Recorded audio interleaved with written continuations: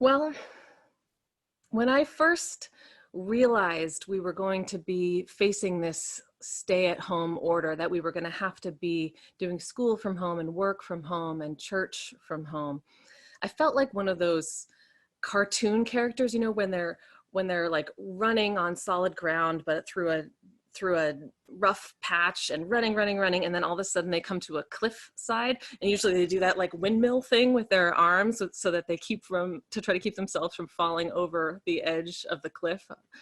I felt like I was sort of at that place. I had like hit this precipice and was now trying not to fall over, trying to keep the congregation from not falling over, but staring down at how far the drop was, how great the harm could be if we lost each other in this time.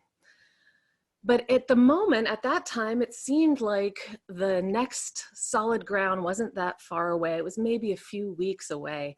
And so I thought, hey, we can just fashion some kind of rope bridge. It doesn't need to be fancy. And we can just sling it across the chasm and hitch it to the other side, and we'll all cross that way. But now we're 2 weeks in, and as the news keeps telling us, it looks like that solid ground we're trying to reach is further and further away. It's probably not weeks, but months, maybe several months, maybe many months. And we are out here on this narrow rope bridge between what was solid ground before and what is solid ground ahead of us. Both feel very far away from me at this moment. And it's scary when I look down, when I think about what could happen if we all fell through the cracks right now. It frightens me. But as I was thinking about that the other day, I began to think about wisdom from the Jewish tradition, a saying that's well known because it's been turned into song a number of times, from the Rabbi Nachman of Breslov, who was a rabbi who lived in the 17 and 1800s. And one of the song versions of it goes like this.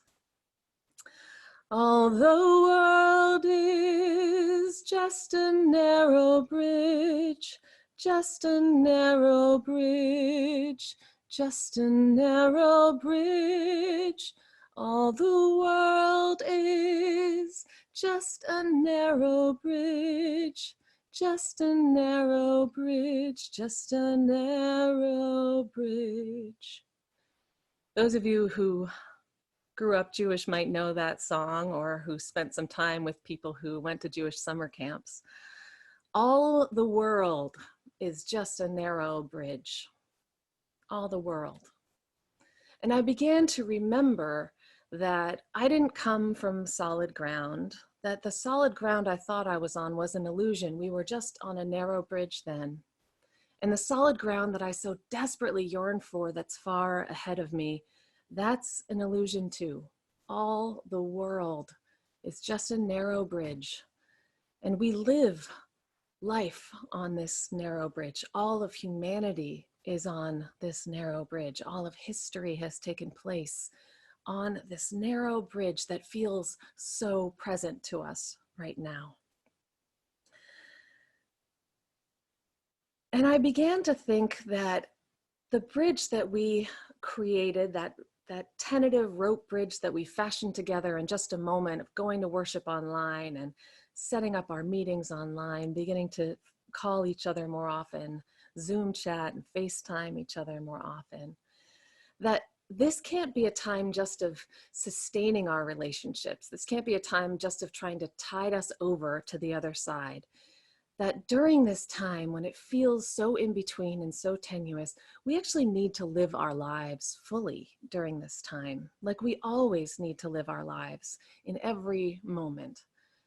And so it wasn't that we had life before and someday we'll have life again, but how can we live fully right now? And by live fully, I'm talking about not just holding our relationships steady, but deepening our relationships. Not just trying to not lose track of our community, but building new community. This is our task in this time. And this is the opportunity that is always with us every single time we are in a scary place. We have the option to be afraid or to recognize that all the world is this narrow bridge and life is lived here. And that saying, all the world is just a narrow bridge, actually has two parts to it. The second part has been translated a number of different ways, but I think one of the most accurate translations is something like, the essential thing is to not make yourself afraid. The essential thing is not to make yourself afraid. And I'm so grateful for both halves of this saying right now. All the world is just a narrow bridge. The essential thing is not to make yourself afraid. Because while it's natural to feel fear right now, while I think we are all feeling some degree of fear, we have the choice to not make ourselves afraid. And so what that means to me is that we have some power right now, that as we cross this narrow bridge, we can spend our time looking down and being afraid of how far we might all fall. Or we can spend our time looking at this long bridge that all of the world is with us on right now, that everyone we've ever loved is traveling across with us right now. All the world is just a narrow bridge. The essential thing is not to make ourselves afraid. And so while we're on this bridge, how do we deepen those relationships? How can we build new community when we can't see each other in person? One of the things I know about relationships is that they often grow stronger when we're going through hard times, right? That going through challenging things is one of the ways that we actually knit ourselves more closely together.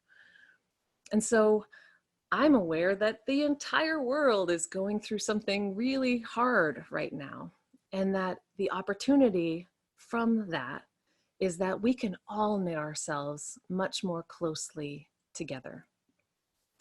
I think in this time, we don't have to work harder to strengthen our relationships. We just have to be present with each other during this hard time, and our relationships will grow stronger.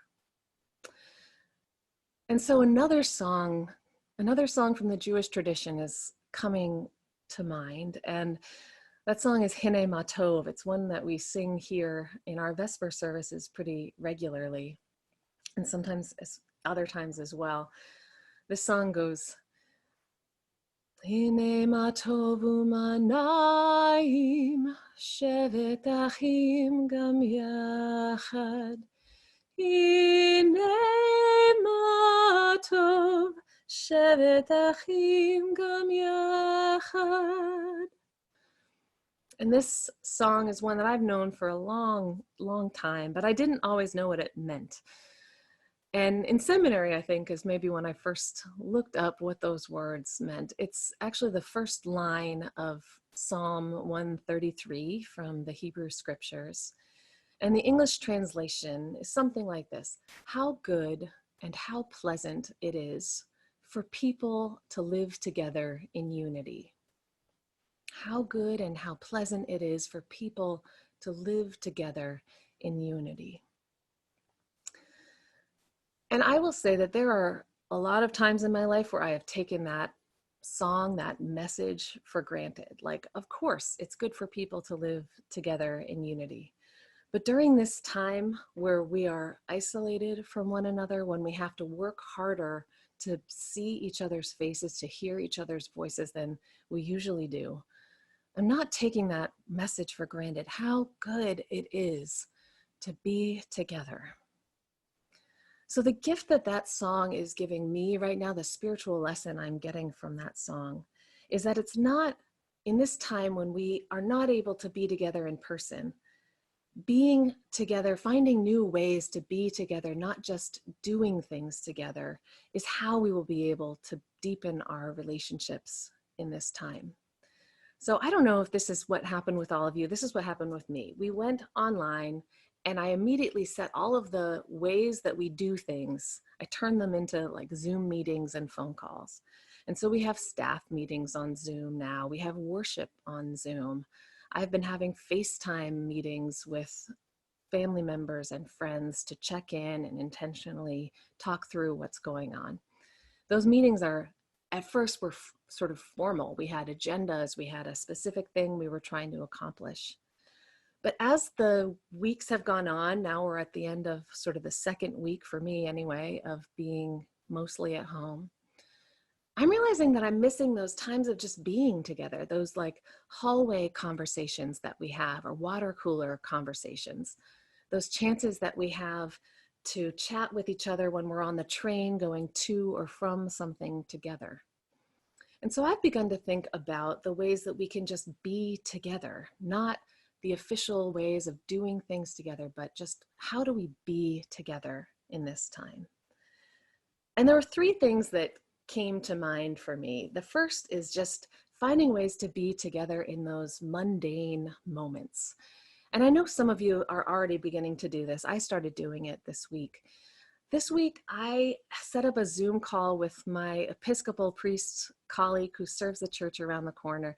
And she and I just made dinner together on Zoom. We both set up our computers in our kitchens, and we chopped things and we sauteed things while we were sort of talking to each other and sometimes walking out of the screen to go to the fridge or the sink or the stove. Her kids would sort of float in and out and ask her questions. My partner came by to ask what we were having for dinner.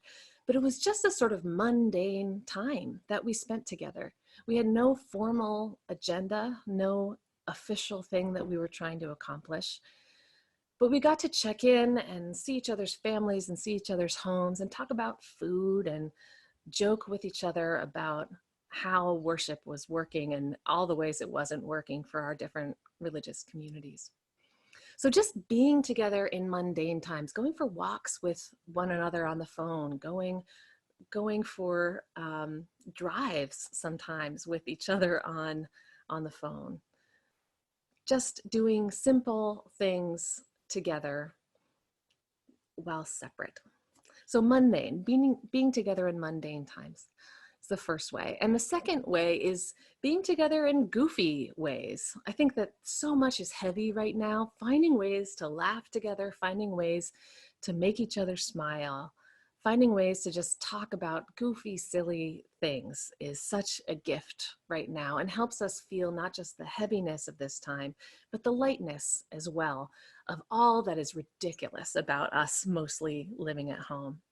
So I'm thinking about lip syncing videos that I'm sending to friends on Marco Polo or just making for each other on our phones.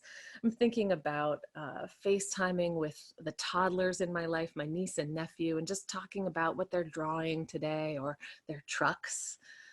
Talking about anything that makes you laugh, game nights, watch parties, just being goofy together and lightening each other's lives. So the first is being together in mundane ways. The second is being together in goofy ways. And the third way, which is maybe the most important, is just being real with each other and being vulnerable together.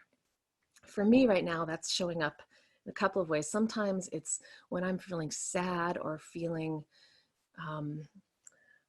exhausted or feeling like I am at the end of my patience. It's picking up the phone and just whining to somebody that I love. Or it's picking up Zoom or my phone just to text even sometimes and sharing what is really hard right now with someone who can receive that and not try to change it for me. And the other way that I am trying to be vulnerable right now is the very act of picking up the phone or picking up your Zoom account, just reaching out to someone. Sometimes it's somebody that you don't have a really close relationship with, but have always wanted to get to know better. Because it's not just me who's isolated right now, it's literally every single one of us are facing isolation. And taking that vulnerable step of reaching out to somebody is a huge part of how we can connect more deeply right now. So being together in mundane times, being together in goofy ways, and just being vulnerable with each other. That's how we're going to grow our relationships. That's how we're going to grow spiritually during this time.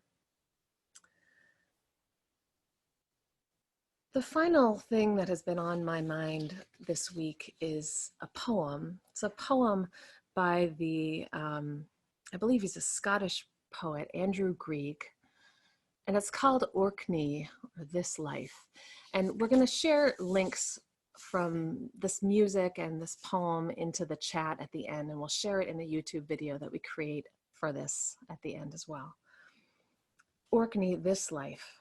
He writes, "It is the way the sea and the sky work off each other constantly. Like people meeting in Alfred Street, each face coming away with a hint of the other's face pressed in it. It's like people meeting in Alfred Street, each face coming away with a hint of the other's face pressed in it." And I love this image that when we're together, we come away with a hint of another's face pressed into ours. I know that I've been spending dozens of hours in Zoom over the past couple of weeks, and I know many of you have been spending a lot of time on the phone and in video conferences. And I've begun to notice, maybe about this past Wednesday, I began to notice your faces being pressed into mine at the end of those meetings. I noticed that tears would well up in my eyes when you have told me about your grief. And I noticed that my brow would furrow when you've shared your fears in this time with me. And maybe more than anything else, I've noticed the corners of my mouth lift up when you've talked to me about the kindness that you're seeing in other humans right now, and the beauty that is happening in our city and in nature, in our human community right now. So I want to try an experiment. Those of you who feel comfortable with Zoom and want to try this with me, go ahead. I'm going to encourage us to go, if you're on speaker view right now, so if you're seeing my face be big in the middle of your screen, I'm going to encourage you to click on the little grid that's called gallery view in the top right-hand corner of your screen. And if you're on your phone, you can swipe left. I think that's how it does it on your screen if you're on your phone. Those of you who feel comfortable doing this, if you're not on video or you don't want to try it, feels too complicated, just close your eyes and think about someone that you love right now. But the rest of you who are on each other's screens now, look at the faces of the 237 people who are here today. See if you begin to feel someone's face become pressed into yours. Are you noticing the corners of your mouth lifting when you see another smile? Are you noticing your tears well up when you see a baby or a pet or someone that you love and you haven't seen in a few weeks?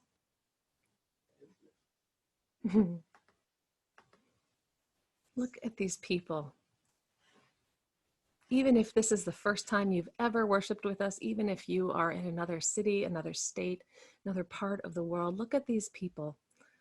We don't need to know one another personally to feel the imprint of another's face pressed into ours when we gather. So if you want, you can return to speaker view, or hey, you can leave all of worship like this. I understand if you choose that. Simply being with one another, simply witnessing the fullness of each other's emotions and allowing ourselves to be changed, allowing ourselves to be moved by each other, allowing our face to receive the imprint of another's face.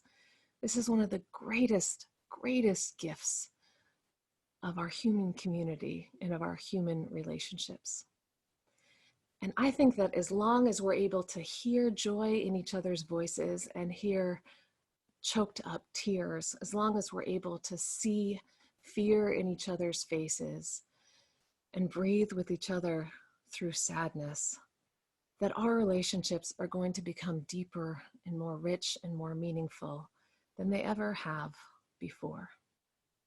Even in this time when we can't hold each other's hands, we can't hug one another, we don't even see each other in person, we still come away from our gatherings, whether they're in video or on the phone, with the imprint of another's face pressed into ours. And so, my friends, we are on this narrow bridge, and though it might feel like we've left solid ground and solid ground is far ahead of us, all of the world is just a narrow bridge. All of humanity is on it with us. All of life is lived here in this tentative, tenuous place, high above anything that feels stable. We are all here together, and we have the choice to keep from making ourselves more afraid right now. Look around you. We are all on this bridge together. How good and how pleasant it is for us to just be together. Just be together in mundane ways, goofy ways, be vulnerable together in this time of isolation. And no matter what, no matter where we are, even without seeing one another's faces, just closing our eyes and thinking of someone that we love will allow us to feel the imprint of their face pressed into ours. As long as we allow ourselves to be moved and be present and be changed by our connections with each other, as long as we witness each other's fullness of being, we will deepen our relationships and we will build new community together. May it be so, and amen. Hi, this is Reverend Abbey Tennis, lead minister of the First Unitarian Church of Philadelphia, where our mission is to awaken love and justice in our lives and in the world. I hope something about this sermon connected with your soul today, and I wanted to invite you to join us for live worship every Sunday morning at 11 a.m. Eastern Time on Zoom. In these services, you can hear sermons like this, you can connect with others, pray with others, sing with others, and we even hold a virtual coffee hour after service if you want to chat in a small group with some other people who are feeling themselves moved by words like these in this time. If you'd like to join us, you can find a link on the front page of our website, which is www.philauu.org. That's philauu.org. Or you can click on the link below this video on YouTube. Also on our website, you can find a donate tab if you are feeling moved to give to our community in this difficult time for all nonprofits. Or you can text us to give, and you just text the amount to 215-709-5095.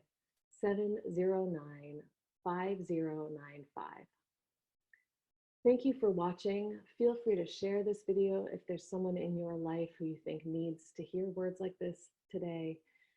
And I hope to see you soon.